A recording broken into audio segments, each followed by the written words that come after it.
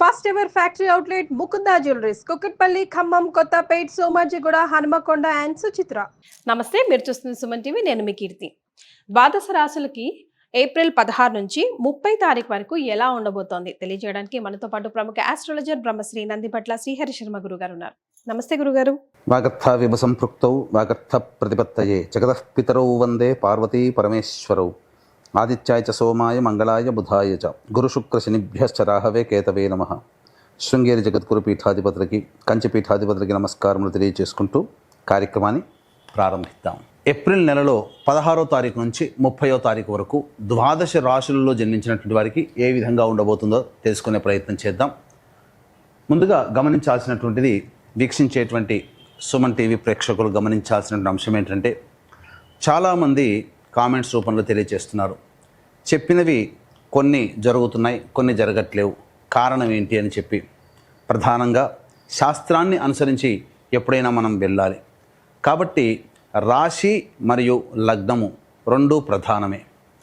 కాబట్టి ఇక్కడ ఈ యొక్క సందేహాలకన్నిటికీ కూడాను నివృత్తి చేస్తూ ఇప్పుడు క్లియర్ కట్గా ఇంకా లోతైనటువంటి విషయ పరిజ్ఞానాన్ని ప్రేక్షకులకు అందించాలనేటువంటి సదుద్దేశంతో మనం ముందుకు వెళదాం.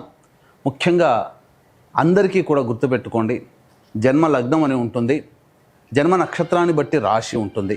కొంతమందికి date of birth, time, place తెలియవు. కాబట్టి పేరులో మొదటి అక్షరం ఏది ఉంటుందో దానిని బేస్ చేసుకొని ఆ రాశిని మనం చూసుకోవాలి. అయితే నామనక్షత్రంలో కూడా చాలామంది పొరపాటు పడుతున్నారు. కాబట్టి ఇక్కడ వాటికి సంబంధించినటువంటిది, ఉదాహరణకి శ్రీనివాస్ అనే పేరుందనుకోండి, ఏం చూస్తున్నారు? కుంభరాశి చూస్తున్నారు, కాదు, తులారాశి చూసుకోవాలి. ఇలా కాబట్టి ఎవరైనా కానీ జన్మించిన లగ్నాన్ని ఆధారంగా చేసుకొని మొట్టమొదటిగా మనం చూసుకోవాలి. జన్మ లగ్నం తెలియని వాళ్ళు కనీసం రాశి నుంచి చూసుకోవాలి. ఈ జన్మలగ్నము రాశి రెండూ తెలియనటువంటి వాళ్ళు నామ నక్షత్రం మీదుగా చూసుకోవాలనేటువంటిది విషయాన్ని ప్రేక్షకులకు తెలియజేస్తున్నాను. కాబట్టి ఈ పట్టు నుంచి మనము లగ్నాన్ని బేస్ చేసుకొని మరియు రాశిని బేస్ చేసుకునే విధంగా తెలియజేసుకునే ప్రయత్నం చేద్దాం. ముఖ్యంగా కొంతమందికి, ఉదాహరణకి ఇప్పుడు మనం మేష నుంచి మొదలు పెడుతున్నాం కాబట్టి మేషలగ్నము, ఈ మేషలగ్నము ఒక వ్యక్తికి ఉంటుందనుకుందాం. అదే మేషలగ్నంలో జన్మించినటువంటి వ్యక్తికి కన్యా రాశి.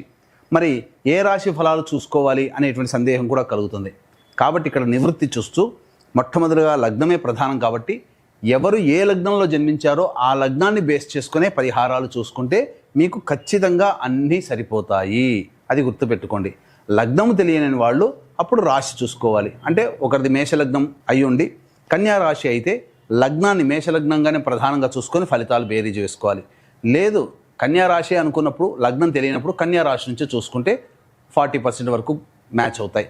లగ్నం నుంచి చూసుకుంటే 60 to 70% వరకు మనం చెప్పేటువంటి విషయాలు మ్యాచ్ అవుతాయనేటువంటి విషయాన్ని గమనించుకోగల ప్రార్థన. ఇక వివరాల్లోకి వెళ్ళినట్లయితే, ప్రధానంగా ఈ యొక్క 12 రాశిలో జన్మించినటువంటి వారికి ఏ విధంగా ఉండబోతుందో తెలుసుకునే ముందు గ్రహ సంచారం తెలుసుకుందాం. మేషంలో రవి మరియు వృషభంలో గురువు, కర్కాటకంలో కుజువు, కన్యలో కేతువు, అలాగే మీనంలో బుధ, శుక్ర, శని, రాహు గ్రహాలు. కాబట్టి చాతుర్గ్రహ కూటమి 30వ తారీఖు వరకు కూడా ఉండబోతుంది అనే విషయాన్ని గుర్తుపెట్టుకోవాలి. గురుగారు, మరి కన్యా రాశిలో జన్మించిన వారికి ఏప్రిల్ 16 నుంచి 30 తారీఖు వరకు ఎలా ఉంటుందండి? ద్వాదశ రాశి లేదా ద్వాదశ లగ్నాలలో భాగంగా కన్యా రాశి లేదా కన్యా లగ్నంలో జన్మించినటువంటి వ్యక్తులకి ఈ ఏప్రిల్ 16వ తారీఖు నుంచి 30వ తారీఖు వరకు ఏ విధంగా ఉండబోతుందో తెలుసుకునే ప్రయత్నం చేద్దాం. ముఖ్యంగా గమనించాల్సినటువంటి అంశం ఏంటంటే, ఉద్యోగంలో ఉన్నటువంటి వాళ్ళు మాత్రం జాగ్రత్తలు పాటించక తప్పదు. ప్రశాంతత లేని జీవితాన్ని గడుపుతారు. ముఖ్యంగా నిద్రాభంగము, అంటే సరైనటువంటి సమయానికి నిద్ర లేకపోవడము, తద్వారా అనారోగ్యానికి గురి చేసే అవకాశాలు గోచరమవుతున్నాయి.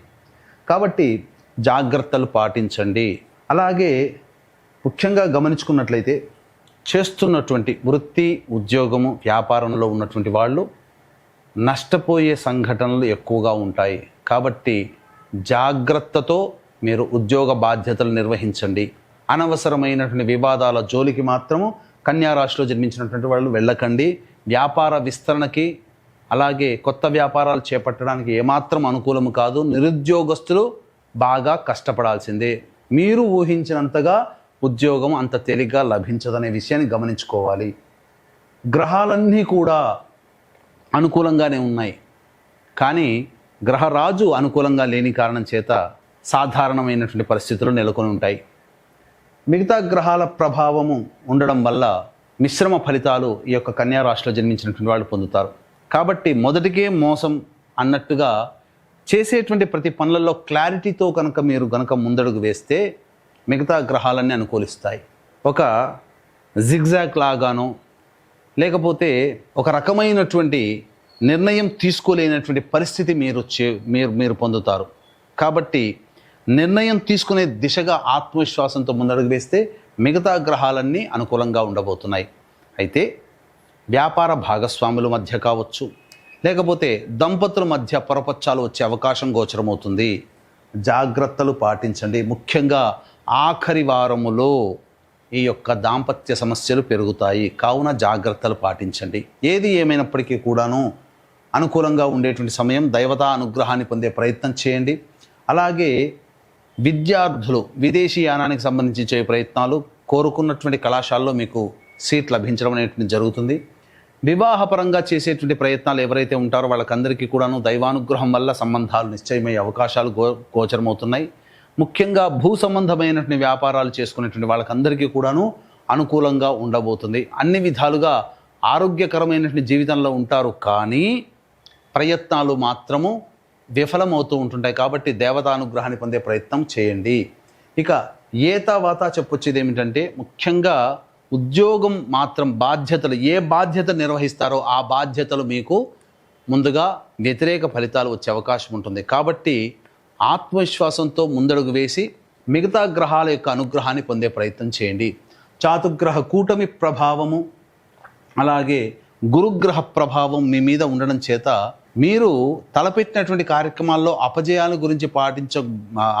గురించి విచారించకుండా మొండితనంతో మీరు ముందడుగు వేస్తే మిగతా గ్రహాల ప్రభావం వలన విజయం సాధిస్తారు.